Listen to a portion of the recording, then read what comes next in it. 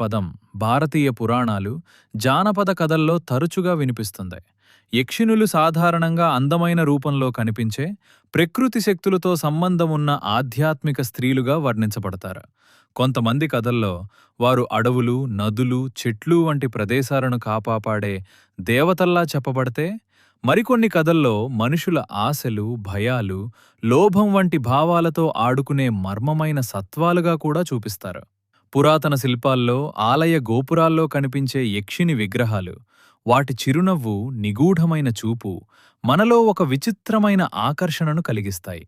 అదే సమయంలో రాత్రివేళల్లో ఒంటరిగా ప్రయాణించే వాళ్లకు ఎవరైనా గమనిస్తున్నట్టు అనిపించే అనుభవాలను జానపద కథలు యక్షిణులతో కలిపి చెప్పాయి. కాలక్రమంలో ఈ కథలు మారుతూ వచ్చాయి. కొన్ని ప్రాంతాల్లో యక్షిణి అనేది శుభం తీసుకురావగలదని నమ్ముతారు. మరికొన్ని చోట్ల ఆమెను పరీక్షించే, మాయలో పడేసే శక్తిగా కూడా చెబుతారు.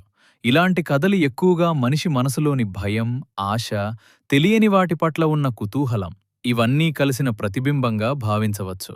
ఇప్పటి కాలంలో కూడా సోషల్ మీడియాలో చిన్న వీడియోల్లో యక్షిణి కనిపించింది అనే కథలు వైరల్ అవుతుంటాయి.